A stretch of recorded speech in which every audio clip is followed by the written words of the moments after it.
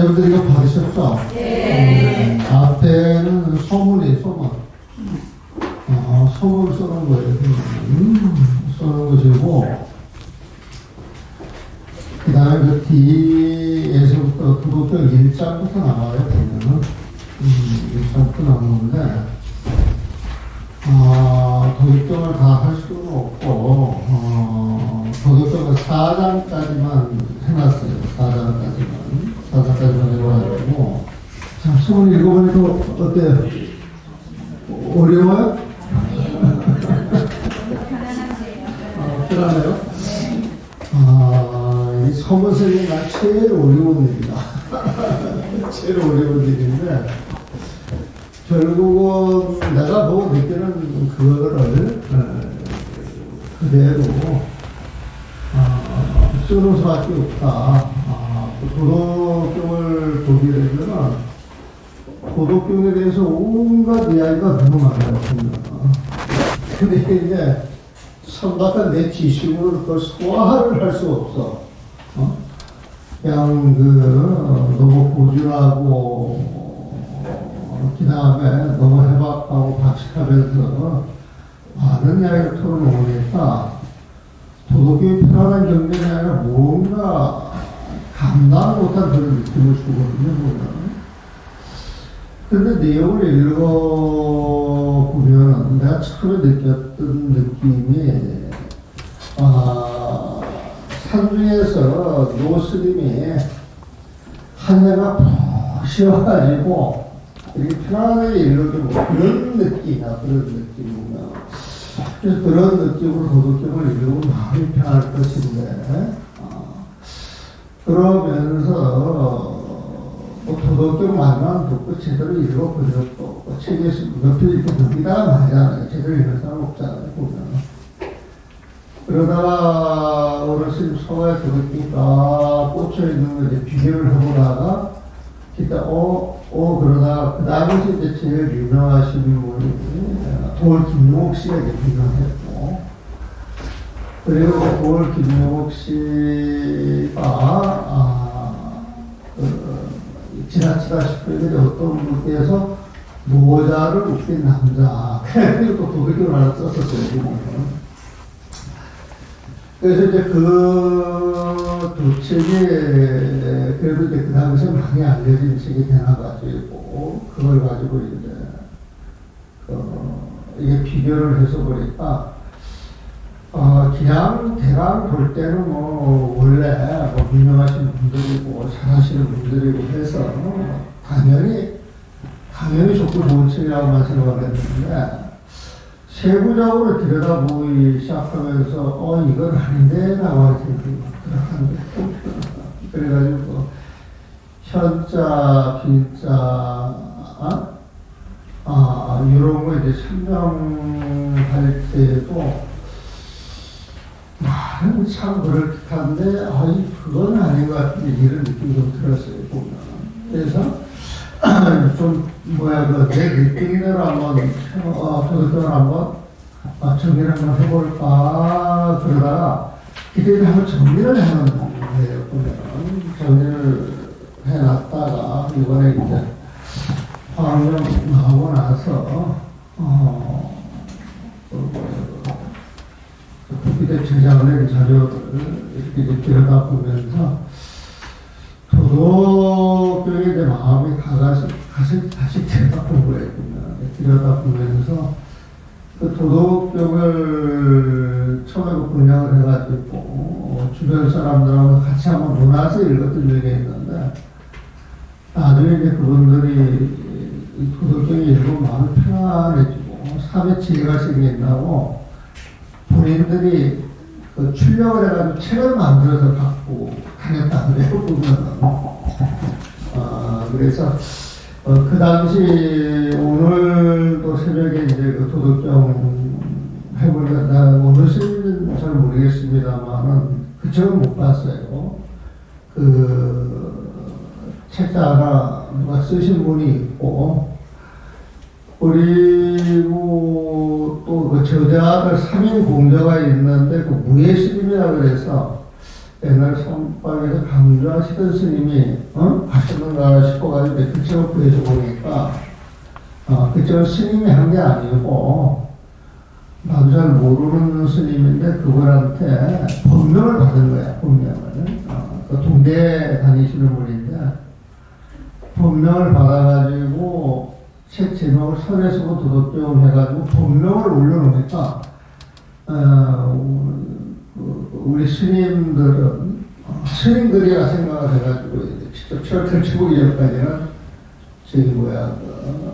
인터넷에 이제 주문해서 구했더라고 보면 그런 게 있는데 누가 그 도덕경에 관해서 책을 여러 번 내신 분이 있더라고요. 별로 알려지신 분은 아닌데 작가인데 근데 그분이 도덕경을 오랜 세월 읽어가지고 우리나라에서 도덕경 처음 번역된 게 57년도 번역이 됐더라고요. 그래가지고 번역이 돼서 쭉 나온 것 종류를 올렸는데 그걸 쭉 현황을 보니까 한 100여 종 가까이 되는 것 같아요. 100여 종 가까이 되면. 그런데도 쉽지가 않아요. 쉽지가 않아요. 그래서 쉬운 도덕경을 한번 해볼 필요도 있겠다. 쉽지는 않겠지만 지금 제목을 쉬운 도덕경 그렇게 생각을 볼수있고 될지는 모르겠어요.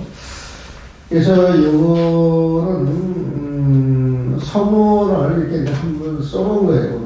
써봤는데 대체적으로 서문을 쓰게 되면 막 노자에 대해서 언급을 해놓고 내용에 대해서 언급을 하고 그리고 이제 서리학적으로 또 여러 사람 지날 집어넣는데 그러면 도덕경에 들어가기 전에 머리가 복잡할 것 같아요.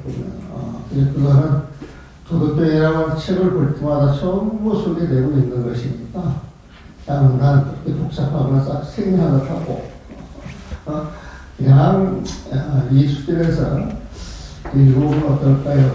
그런 선에서 손을 쓰는 거예요. 그냥. 그래가지고 이제 넘기게 되면은 1장 동일 이렇게 그렇게 되면은 1장, 2장 그런 뜻으로 보시면 돼요. 성가 기간도 81장으로 되어 있는데 이 도덕경도 81장이야. 그래서 81이라고 하는 그 숫자가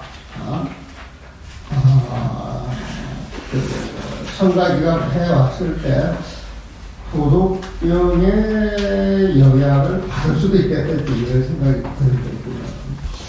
그리고 이제 불교가 중국에 처음 들어왔을 때 그 불교적인 용어를 중국 사람들이 알아들을 수 있도록 번역을 해줘야 되잖아요. 그 번역을 하는 데 있어서 격의 불교라고 해요. 격의 불교. 격은 틀이에요. 틀. 의는 뜻이에요. 보면. 그러니까 도덕경에서 쓰는 뜻을 본보기 삼아가지고 불교 경전에서 표현했던 용어들을 그쪽 내용을 이렇게 사용을 했겠지. 그래서 격의불교라고 하는 것은 격을 번역하는 데 있어서 그 내용을 잘 알아들을 수 있도록 그 당시 사람들이 익숙하고 아는 용어로 이제 설명을 해줘야 되는데 그럴 때 이제 그 당시 쓰는 그 문자나 용어 개념들을 차용을 해가지고 쓰는 애 보면 그게 이제 불교를 알리는데 시발점 됐던 격의 불교가 아닌가 싶은 생각이 들고 그리고 우리가 이번에 노벨상 받았잖아요. 그래가지고 막 한강 부분에 굉장히 좋다라고 그랬는데 사실 나는 읽어보고 좋다라고 하는 느낌 못 받아요. 저 같은 경우에는 좋다라고 하는 느낌을 못 받는데 그 한강 작가의 그거를 소화를 해가지고 벤 부커라고 번역상을 받은 게 있잖아요. 나는 그 역할을 하는 그 영국, 그 번역가 그분, 그분의 공은 난한 70, 80%, 80, 90% 쳐주고 싶은 거야. 물론 완전 한강이 있어서 그렇겠지만. 그런데 원래는, 우리나라에서 노벨상 받은 작가를 배출하려고 국가적으로 돈을 들여서 그 책을 번역하는 데가 있어요, 보면. 거기가 어디냐면 독일의 그 본대학이라고 하는데 가게 되면 그 언어학과에서 언어학자, 우리나라는 그렇게 하는 게 아니고요. 제가 알기로는 그 서종주 씨 있잖아요. 네. 그 서종주 씨를 노벨 번역상을 타도록 그분의 글을 번역하도록 해, 거기에서 보면. 그러면 이제 그 언어의 이제 천재들이 모여서 팀을 이루어가지고 이제 번역 작업을 하는데, 서종주 씨의 그 시어라고 하는 게 어떤 그 시인의 감정, 뜻 같은 게 들어가잖아요. 그런데 이제 서종주 씨가 1년에 이제 몇 번씩 갔대요, 거기를. 그때 갔을 때, 그때 그 독일 본대학에서 그 일을 하시는 한국 사람한테 2009년도에 저한테 온 게 아니고, 내가 책을 내게 되면은 책이 잘못된 데가 있으면 이제 많은 사람의 질타를 받으려고 내가 그때 천리안을 썼는데, 천리안의 그 메일 번호를 책에다가 표기를 해놨어요. 내가 아무래도 많이 모른다 싶어서 잘못된 데가 있으면 질타를 해달라고 해놨는데, 아무도 질타를 안 해, 보면은. 그러다가 이제, 이거 올려놓는 것도 별 소득이 없어서 이제 뺐는데, 근데 92년도에 독일 유학을 가가지고 그 심리학을 공부하시는 분이 한 분 계셨어요, 보면은. 근데 이제 이분도 이제 스토리가 되게 많더라고. 근데 이제 그 분이, 독일에 가가지고 이제 면접을 보고 학교 이제 생활을 시작하기 전에 교수들하고 그 면담하는 과정에서 거기 대학 교수님께서 어디에서 왔느냐 그렇게 물었대요. 그랬더니 코리아 서울에서 왔습니다. 그랬더니 그 교수님이 하시는 말씀이 당신은 어디에서 왔는지를 잘 알고 계시네요. 나는 아직까지도 내가 어디에서 왔는지 몰라요. 그러더래요. 그래서 이게 무슨 소린가 했대요. 무슨 소린가. 그래서 이게 무슨 소린고 해가지고 나중에 보니까 90년도에는 그렇게 유학생이 많지 않았을 때예요. 80년대 더 그렇고. 근데 거기에 있는 교수님들이 와가지고 전부 관심을 갖는 게 불교에 대해서 관심을 갖더래. 그걸 물어보고. 그래서 또 이 서가에 가서 보면은 불교 책들이 그렇게 다 꽂혀 있더래요, 보면. 그래서 자기를 가르치는 사람들이 전부 그 공부를 하고 있으니까 이제 본인도 나중에 이제 그 질문이 이제 불교에서 오는 질문인 줄 알고, 한국에 나오면은 본문이란 테이프는 다 사가. 책이란 책은 다 사가, 보면. 그래가지고 이제 가서 그 책 보는 게 일이니까 또 머리가 되게 좋아요, 그분이. 그래가지고 이제 쭉 봐 나오다가, 내가 쓴 기실론, 그 원각경, 이제 이런 책을 보고 또 도서라고 하는 책, 도서라고 하는 책을 보고 도움을 엄청 받았던 모양이거든요. 그래가지고 법의 은혜를 입었는데, 법의 은혜를 입었으면 스승 아니야, 스승 보면은. 인사를 해야 되겠는데 자기는 불자도 아니고 아는 스님도 없고, 근데 이제 너무 고마워서 인사를 해야 되는데, 그 메일이 있으니까, 이 메일이 나한테 닿을지 안 닿을지는 모르겠지만은, 이제 소회를 적어서 보낸 거예요, 보면. 나는 학생인 줄 알았어, 학생. 그래서 저 멀리서 공부하는 학생이 책을 보고, 도움을 많이 받아서 감동을 받았다 그래가지고 메일을 보내오니까 나는 너무 고맙잖아.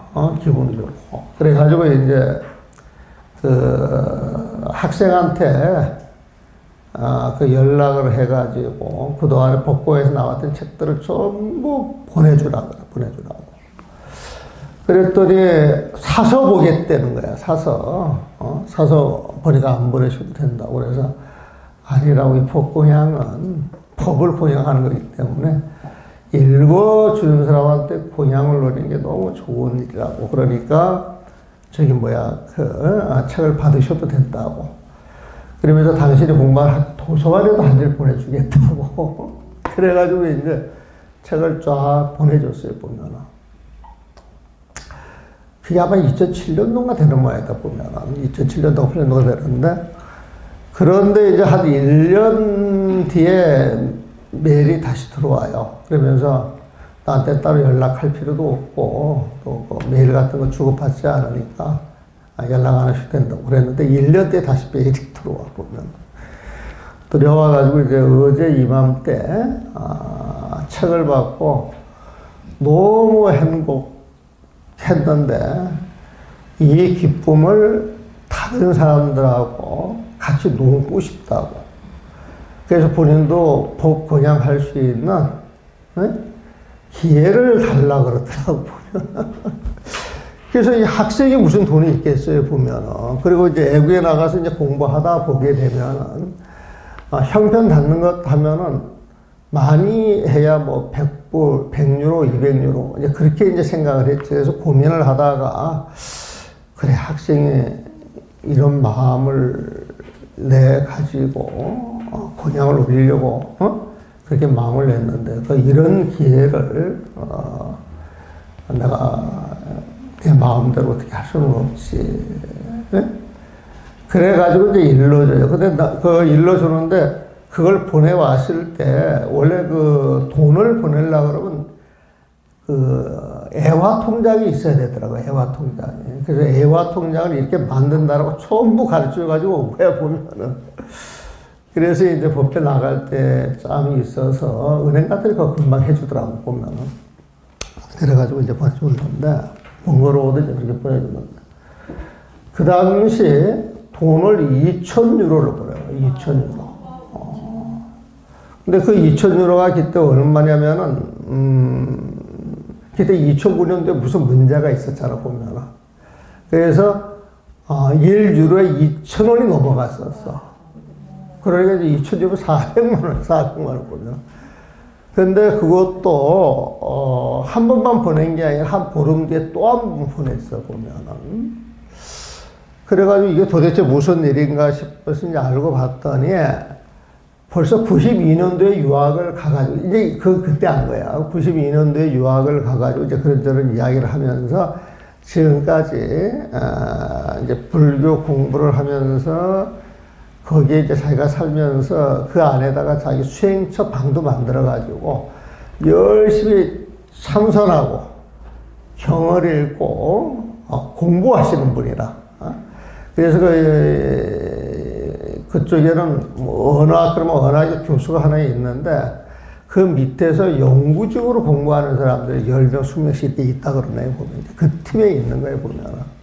그래가지고 그 분이 한국에 나와서 송강사를 찾아왔기에, 이제 송강사에서 이런저런 이야기를 듣다 보니까 그 노벨상 이야기를 하는 거예요, 보면. 그러다가 이제 서정주 씨가 돌아가셨잖아, 보면은. 돌아가시고 나니까 그 다음 타자로 이제 한국에서 아마 문화공무부 쪽에서 그렇게 했겠지. 그 노벨상 후보 작가로 이제 선정을 했던 게 고은 씨야, 고은 씨 보면. 그래가지고 이제 고은 씨 그 작업을 하다가 나중에 또 사단이 나가지고 이제 그 뒤에 이제 누가 갔는지는 모르겠어요, 보면은. 근데 국가적으로 이렇게 뒷받침을 하고 그 번역을 전문적으로 하는 사람들이 해도, 응? 그 노벨상 그 책을 못 만들어내는데 그 영국 그 여자, 그분께서 본인이 좋아가지고 그걸 만들어냈다라고 하는 것은 그분의 열정, 그 다음에 이제 그분이 그걸 할 때 정말 좋아서 그 내용을 풀어가지고 영어로 뭐 그 책을 보는 사람들이 감동을 받을 수 있게 아마 그렇게 글을 썼을 거예요, 보면. 그래서 번역이 한번 딱 바꿔지는 순간 문화적인 패러다임이 바뀌는 거라고 난 생각을 하거든요, 보면. 그래서, 그런 관계를 봤을 때 우리가 책 하나 잘 정리를 해주면 후학들한테 엄청난 도움을 줄 수가 있는데 잘못해 놓게 되면 엄청난 누를 끼치는 거예요, 누를 보면. 누를 끼치는 거 보면. 그래서, 우리 반야신경이나, 지금 조계종에서는 그 건강경을 정말 다시 써야 돼요. 정말 다시 쓰는데도 아마 그 책 지금까지 막 수십만 번 찍어서 그 보고 있을 거예요. 되게 마음 아픈 일인데, 아마 도덕경도 아마 그럴 수가 있을 거예요, 보면은. 그래서 내가 잘은 몰라도 이제 내 수준에서는 이건 아닌데 이제 이런 생각이 많이 들어서 해본 거예요, 보면은. 그래서 이게 제일 어려운 게 우리 여기 그 주목가 교수님이 어제 철학의 말씀에서 이야기할 때 도덕경에서 제일 번역하기 어려운 부분이 1장이랍니다. 그렇죠? 그게 이렇게 말해요. 제일 어려운 부분이 1장이래요, 보면은. 근데 그 1장을 아마 책마다 보게 되면 각양각색이에요, 각양각색. 그런데, 내가 불교의 모든 것은 어디에 모인다 그랬어요? 부처님 마음에 모인다 그랬죠. 모든 공부 시작은 부처님 마음에서 시작이 된다 그랬죠, 보면. 도덕경이 보편적인 진리를 가지고 이야기 되는 거라 그러면은 부처님 마음전에 들어와야 되겠어요? 안 들어와야 되겠어요? 들어와야 되는 거예요, 보면. 그러니까 들어와가지고 도덕경이 설해주고 있다. 그러면 이 도덕경은 진짜 좋은 거예요, 보면. 근데 그 묻혀진 마음자리 그 지혜에, 이렇게 견줄 수가 없고 벗어나 있다. 그러면 그 책은 난 볼 필요가 없다. 그렇게 생각을 하거든. 그래서 처음에 도덕경을 볼 때 내 관점이 그거였어요. 부처님의 가르침에 보편성이 있고 진실성이 있다. 그러면 도덕경을 흡수할 수 있지 않겠느냐. 그러면 이 도덕경에서 최고의 진리가 뭐예요? 우리가 도덕경에서 도덕경 그러면 탁 첫 마디 튀어나오는 단어가 뭡니까? 도잖아, 도. 도덕경 하면 탁 튀어나온 도잖아, 도. 나는 이 도를 부처님 마음으로 봐요. 이 도를 부처님 마음으로 봐요, 보면. 근데 우리가 부처님 마음 하면은, 부처님 마음이라고 이야기를 했지만 정작 부처님 마음을 찾으면 부처님 마음이 있다, 없다? 이름을 붙일 수 있다, 없다? 모습이 있다, 없다? 자체가 있다, 없다? 없어요, 보면은. 하지만 그 부처님 마음에서 온갖 공덕이 쏟아져 나온다 그러죠. 온갖 복덕이 쏟아져 나온다 그러죠, 보면은. 그 온갖 공덕, 온갖 복덕이 덕이라, 덕. 그게 덕이에요, 덕 보면은. 그럼 이 덕이라고 하는 것은 부처님 지혜로 드러나는 거예요. 부처님 지혜로 드러나는 거예요, 보면은. 이해하셨어요? 예. 그건 도덕은 우리가 도덕경 할 때 그 도덕의 뜻이 뭐냐? 우리 불자들 같으면은 부처님 마음과 부처님 지혜예요, 보면. 그렇죠? 부처님 마음과 부처님 지혜야, 보면은. 부처님 마음과 부처님 지혜는 마하반야 바라밀다 신경에서 뭐라 그래요? 반야신경에서는. 마하반야 할 때, 반야는 반야 지혜. 그 반야 지혜를 오게 한 것은 마하, 큰 대자에서 온다 했잖아요, 뭔가.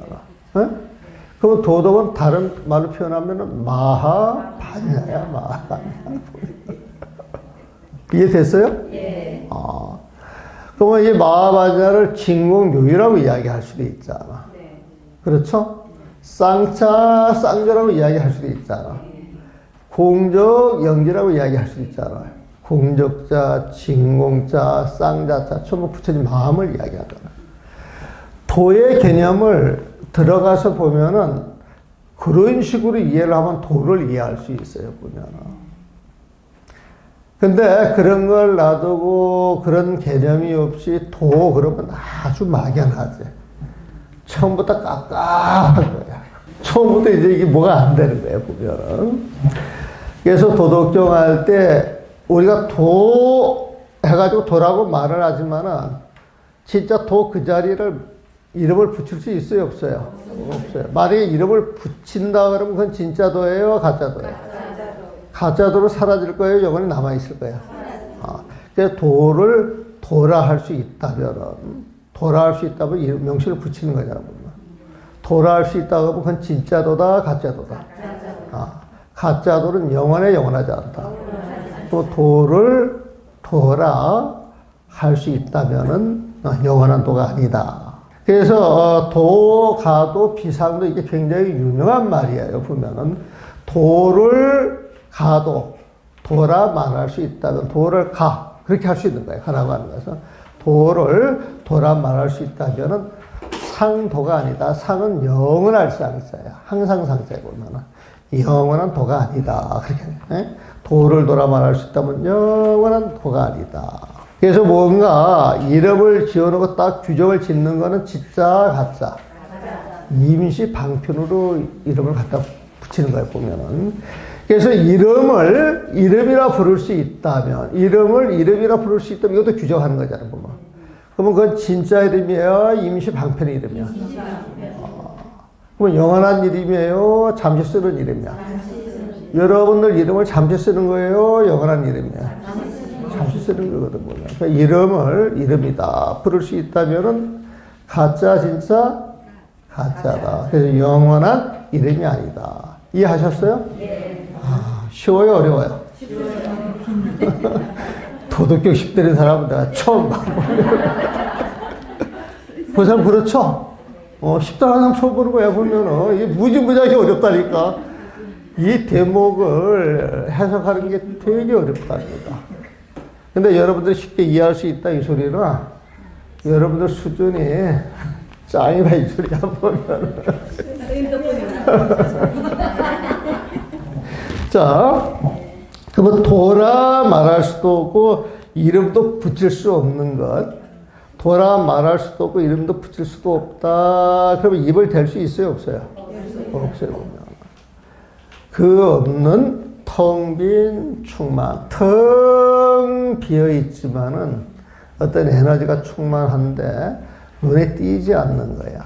잡을 수는 없는 거야, 보면. 그래서 텅 빈 충만, 이거 공이잖아, 공. 그건 무하고 같은 말이잖아. 이 공이랑 뭐랑 같은 말을 많이 써요, 보면. 텅 빈 충만, 무, 이 말 이해해요? 도라 말할 수도 없고, 이름을 붙일 수도 없고, 텅 빈 충만, 무를. 그래서 이 무는 도를 사실 가리키는 거야. 도의 속성이 뭐냐, 도 이야기를 해도 더 그 말 들어도 아무것도 없어요, 보면. 그러니까 텅 빈 충만 무를 일러 하늘과 땅이 시작되는 곳이라 한다. 즉, 텅 빈 충만 무, 그 자리에서 빛이 나와서 그 빛으로 세상의 인연 따라서 그 모습을 드러나는데 맨 처음에 드러나는 것이 하늘과 땅이에요, 보면. 그래서 그 무를 일러 하늘과 땅이 드러나 시작되는 곳이라 한다. 이제 이해하셨어요? 네. 텅 빈 충만 무에서 빛이 나와 세상을 밝힐 때 이 세상에 제일 큰 게 하늘과 땅이야, 보면은. 그 하늘과 땅이 드러나는 거야, 보면. 그래서 하늘과 땅이 드러나 시작되는 곳이라 한다. 그래서 이 무를 비상도, 비상명, 그뭐 마음자리를 이야기해. 그 무를 일러서 뭐냐? 그 무라고 하는 게 있기 때문에 그 도라고 하는 그 자리에서 인연이 주어져가지고, 우리한테 인연이 주어져가지고 하늘과 땅이 드러났다, 이소야 보면. 그러니까 천지지시야. 하늘과 땅이 시작되는 곳이 부처님 마음자리야, 보면. 우리 불교에서도 그렇게 이야기해요.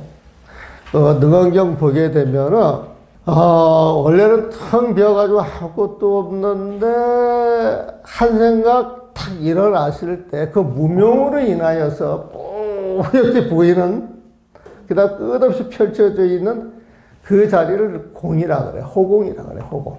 그 호공에 지수화풍 4대가 드러나가지고, 생겨가지고, 그 지수화풍 4대가 화합을 해서 삼라만상을 만들어낸단 말이에요, 보면은. 그래서 이제 설명은 조금 달라도 내용을 들여다보면은 비스듬하게 나가는 게 있어, 보면은. 그러니까 텅빈충만 물을 일러 하늘과, 이 물하고 하는 걸 허공이라고 보시면 돼, 허공. 허공인데 그 살에 육근을 가진 우리가, 천재 태어나가지고 올라가고 왔을 때 하늘이 제일 높아. 딛고 있는 건 땅이야, 보면은. 하늘과 땅 사이를 딛고 있는 우리들 입장에서 우리가 있기 전에 하늘과 땅이 먼저 있다고 했을 거 아니에요, 보면은. 그 하늘과 땅은 어디에서 왔느냐? 원래는 존재하지 않는 것인데, 인연 따라서 어느 날 천지 창조가 되는 거예요, 보면은. 그래서 천지 창조가 하나님이 하는 게 아니라 무라고 하는, 도라고 하는 그 자리에서 나온 것이다. 그래서 하나님 할 때 그 하나님을 인격체로 보면은 우상 숭배를 하는 거예요. 우상 숭배. 그래서 기독교를 잘못 믿어가지고 하나님이 진짜 백이 하나님이 진짜에서 그러면 이건 우상 숭배예요. 이건 내가 하는 게 아니라 그 에릭 프롬이라고 하는 사람이 그 건전한 사회를 쓰는 게 있었어요. 아주 젊었을 때 봐서. 거기에서 그 에릭 프롬이 그 이야기를 하더라고. 진짜 우상 숭배란 뭐냐. 마음속에서 어떤 관념을 세워가지고, 관념이 진짜 있는 것이냐 착하고 매달 때 그게 우상 숭배랍니다. 근데 우리 절집에서는 매달리고 집착한 걸 하나라도 남겨나 그럴 싹 없어요. 없앤단 말이에요, 보면. 거기에 매달리면 그게 우상 숭배거든, 보면. 그래서 절집은 우상 숭배를 전혀 용납하지 않는데요. 우상 숭배하는 그것은 외도고, 마군이고, 삿된 소견이라고 이야기를 해버리거든, 보면은. 그러니까 도라 말할 수도 없고, 이름을 붙일 수 없는 텅 빈 충만, 뭐, 아무것도 없는데, 거기에 어떻게 이름을 붙일 수가 있어. 그걸 진리다 이렇게 표현을 해도, 진리다 해가지고 뭐 나올 게 없잖아, 보면. 그러니까 텅 빈 충만 물을 일러 하늘과 땅이 드러나 시작되는 곳이라 한다. 요거 이제 이해 갑니까? 네. 이게 제일 어려운 부분이야, 보면. 근데 여러분들이 이해 갑니까 해서 대답을 얌전하게 하는 거 보고 굉장한 거예요. 자, 그래서 도의 쓰임새를 할 때 도의 쓰임새로 빛 속에서 하늘과 땅이 드러났죠. 그럼 하늘과 땅이 있음으로 인하여서 하늘의 기운, 땅의 기운, 그게 음양이잖아, 본다는. 그 음양에 어울려서 음양 속에 들어있는 어떤 기운 있잖아요. 이게 이제 어울려가지고, 음이 많이 들어갔느냐, 양이 많이 들어갔느냐, 기운이 엄청나게 많으냐, 적으냐에 따라가지고, 음양 그 조합 배율에 따라가지고 다양한 모습이 드러나니까 이게 삼랑한상이야, 보면. 그래서 빛 속에서 하늘과 땅이 드러나는 게 뭐가 있잖아. 뭐가 있는 걸 유라거든, 말이야. 드러나는 유를 일러. 하늘과 땅에 생겨난 그 유를 일러서 그 유 속에서 그 하늘과 땅 사이에 삼라만사 온갖 만물이 생겨난단 말이야. 그 유를 일러 만물의 어머니라 한다. 그렇죠? 이해돼요, 이것도? 도의 쓰임새로 빛 속에서 하늘과 땅에 드러나는 유를 일러 만물의 어머니라 한다. 도덕적인 이제 제일 어려운 부분을 우리가 통과를 했습니다. 아직 이해 안 되는 부분이 있어요? 이렇게 해도 되겠습니까? 네. 내가 물어보고 해야지, 보면. 아니, 나는 그렇게 생각을 하는데, 그래도 부살님은 이번에 보니까, 한국에 있는 그 도덕경을 본 게 아니고, 그 대만에서 도덕경의 최고 권위자 책 4권을 갖다가 2주 동안 열심히 대주해서 보셨다는 거야, 보면. 그래서 오늘 이제, 그걸 이제 받아서 내가 이제 마무리 작업을 이제 쓰려고 하는 것인데, 그래서 도하는데, 그를 도를 통해 가지고, 도에서 나온 그 유물을 지금 이야기를 했잖아요, 보면은. 뭐 도라고 하는 그 자리에서 부득이 해가지고 그 자리를 표현해서 무라고 표현했을 뿐이고, 무에서 빛이 나와 그 도의 쓰임새, 텅 빈 충만의 그 쓰임새 드러나는 그 천지를 유라고 했단 말이에요, 보면. 그래서 무라고 하는 그건 이제 부처님 마음자리라고 이야기해. 천지가 시작되는 곳이고, 천지가 시작되는 자리가 있다 그러면 뭐가 있는 거야? 유야, 유. 천지가 있는 시작된 자리에서 삼라만상이 이제 펼쳐지는 거야. 드러나는 거야, 보면은. 그래서 그 물을 이제 만물의 어머니라고 그랬죠. 만물의 어머니라고 그러는 거예요, 보면. 그래서 유명 만물 지고다. 그래, 만물의 어머니다. 그래, 보면. 무라고 하는 건 천지지시, 천지가 시작되는 곳이라며 하고, 유라고 하는 것은 만물의 어머니라 한다. 그렇죠? 그렇게 보니까 이게 뭐가 좀 연결이 되죠. 연결이 되니까 신비에 당연히 그런 거야. 당연히 그런 거예요, 보면. 자, 그리고 이제 12번을 봅니다.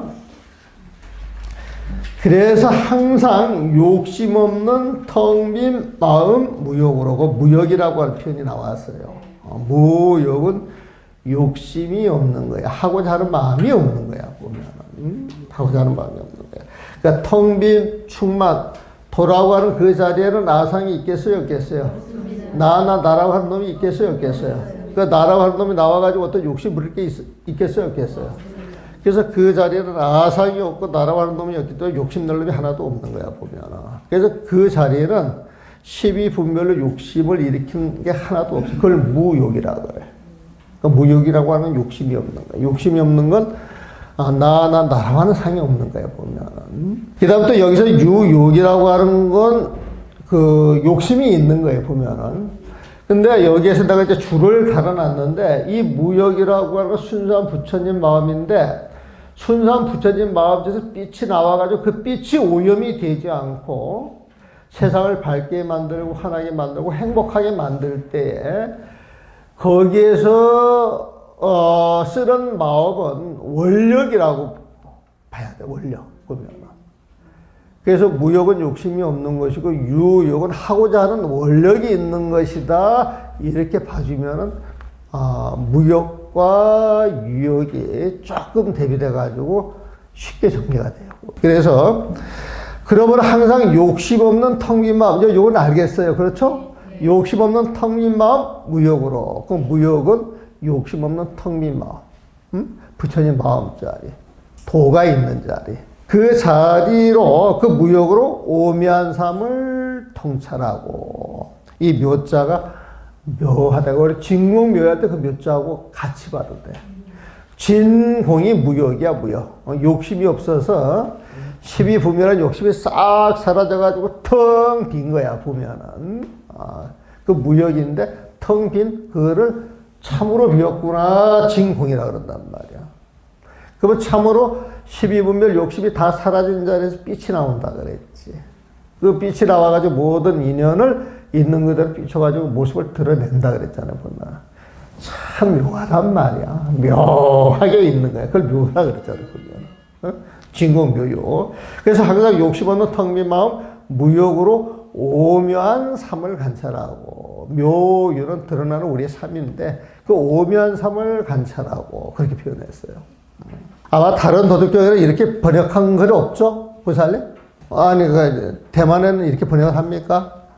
오묘한 삶. 오묘한 삶으로 번역하진 않습니다. 그렇죠? 네. 어떤 식으로 번역을 해요?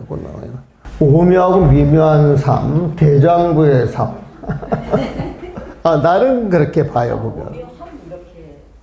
그건 이제 자신이 없어서 그런 것이고.